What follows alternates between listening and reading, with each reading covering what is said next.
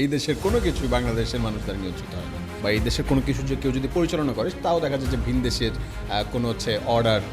আমি জাস্ট জানার জন্য প্রধানমন্ত্রী তারেক রহমান তিনি যে নির্বাচনের আগে দেশে আসতে পারতেছিলেন না, তিনি বলতেছিলেন না আমি এখন পর্যন্ত গ্রিন সিগন্যাল পাই নাই। তার মানে কার গ্রিন সিগন্যাল সে পাইছে? আওয়ামী লীগ বলো বা বিএনপি বলো, দুইটা দল বাংলাদেশের, এটা দুইটা জাস্ট আউটলেট। কোনো একটা কোম্পানি তাদেরকে পরিচালনা করতেছে। সালাউদ্দিন সাহেবকে দেখো, সে কিন্তু শিলং ছিল, তার একদম গুম করে করা হয়েছিল।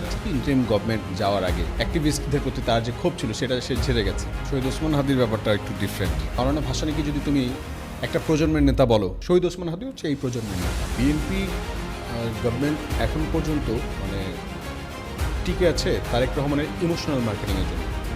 এই সিস্টেমে যদি বিএনপি হচ্ছে নির্বাচিত হয় সর্বোচ্চ 2 বছর, জনমানুষের রায়কে উপেক্ষা করলে শেখ হাসিনার যেরকম অবস্থা হয়েছে জনমানুষ দেখিয়ে দিয়েছে, হয়তো বা বিএনপির কপালে এরকম একটা গিফট জুটে যেতে পারে, বলা যায় না।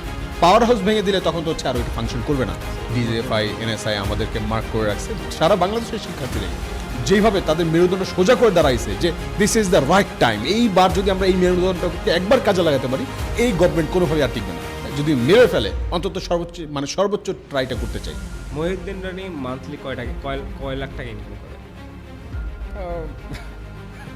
10 লাখ না 5 লাখ? আরে ভাই না, এত না।